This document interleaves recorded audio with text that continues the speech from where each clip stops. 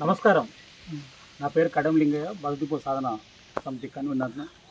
ఈరోజు bus depot నిర్మాణం కోసం స్థల పరిశీలన చేయడం కోసం బస్ డిపో సాధన కమిటీ సభ్యులు వారి అమూల్యమైన సమయం ఇచ్చేసి ఇక్కడికి వచ్చేసి ఈ తిరుమలగిరి విలేజ్లో బస్ డిపో నిర్మాణం చేయాలని చెప్పేసి వాళ్ళు స్వయం కృషితో దాదాపు సుమారు ఒక నెల రోజుల నుండి వాళ్ళకున్నటువంటి సొంతం పనులు ఉన్నప్పటికీ కూడా వాళ్ళ పనులు బంద్ చేసుకొని, వాళ్ళ వ్యాపారాలు ఇంకో రకమైన పనులున్నా బంద్ చేసుకొని బస్ డిపో నిర్మాణం కోసం సాయశక్తిలా కృషి చేస్తున్న మా బస్ డిపో సాధన కమిటీ సభ్యులకు, ఇక్కడ పిలువగానే వచ్చేసినటువంటి యువకులు వీరందరికీ, ముఖ్యంగా మా విషయాన్ని ప్రజలకు పత్రిక ద్వారా మీడియా ద్వారా తెలియజేసినటువంటి ఎలక్ట్రానిక్ మీడియా మిత్రులకు, పాత్రికేయులకు మీ అందరికీ పేరు పేరున బస్ డిపో సాధన కమిటీ తరఫున కృతజ్ఞతలు, నమస్కారాలు తెలియజేస్తూ, మేము తిరుమలగిరిలో బస్ డిపో నిర్మాణం చేయాలని చెప్పేసి అనేక దఫాలుగా అధికారుల దృష్టికి తీసుకుపోవడం కూడా జరిగింది.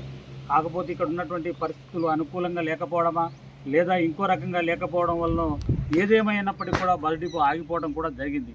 కానీ ఈరోజు ప్రభుత్వ అధికారులు కూడా చెప్తా ఉన్నారు, బస్ డిపోలు నిర్మాణం చేస్తూ ఉన్నాం, బస్సులు ఆదాయపరంగా నడుస్తూ ఉన్నాయి, మేము డిపో ఏర్పాటు చేయడం కోసం ప్రయత్నం చేస్తూ ఉన్నామని తెలిసిన తర్వాత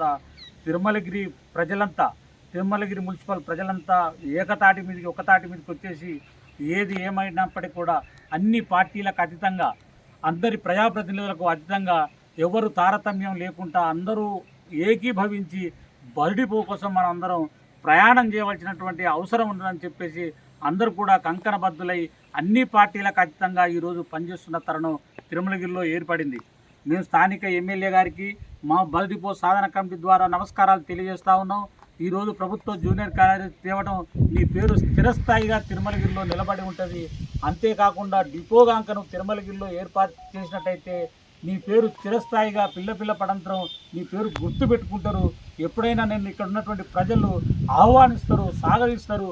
అందుకని నువ్వు దయచేసి నీ మనసులో ఇంకేమున్నప్పటికీ కూడా దాన్ని వదిలిపెట్టి తిరుమలగిరిలో బస్ డిపో నిర్మాణం చేయడం కోసం స్థానిక ఎమ్మెల్యే గారు కృషి చేయవలసిందిగా వారికి మీడియా ద్వారా నమస్కారాలు తెలియజేస్తా ఉన్నాం.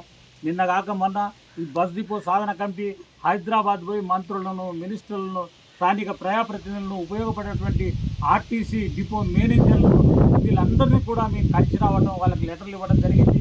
వీరందరూ కూడా తిరుమలగిరిలో అయితే స్థానికంగా బస్ డిపో ఏర్పాటు చేసినట్టు బస్ డిపోకు ఆదాయం ఉంటుంది. భోత్కూరులో బస్ డిపో చేయడం వల్ల, మా భోత్కూరులో బస్ డిపో ఏర్పాటు చేయడం వల్ల దానికి నష్టం జరుగుతుంది. కాబట్టి తిరుమలగిరిలో అనుకూలమైన వాతావరణం ఉంటుంది, అక్కడే డిపో ఏర్పాటు చేస్తామని చెప్పేసి సంబంధిత అధికారులు కూడా మాకు వాగ్దానం చేయడం జరిగింది. వాళ్ళ వాగ్దానం, ఆ మాటలు అవన్నీ విన్న తర్వాత మా బస్ డిపో సాధన కమిటీ తిరుమలగిరి వాసులకు ఉత్సాహంతో ఈరోజు ముందుకొచ్చి కొంత స్థలాన్ని మనం పరిశీలన చేద్దాం, ఈ ఉన్న స్థలం సరిపోద్దా లేకపోతే ప్రత్యామ్నాయంగా కొంత స్థలాన్ని సేకరించాలన్నా ఏం చేద్దామని చెప్పేసి మా వాళ్ళంతా ఈరోజు ఇక్కడ తిరుమలగిరిలో ఈ బస్ డిపో సంబంధించినటువంటి స్థలాన్ని పరిశీలన చేయడం కోసం మా మిత్రులందరూ ఉత్సాహంగా ఈరోజు రావడం జరిగింది.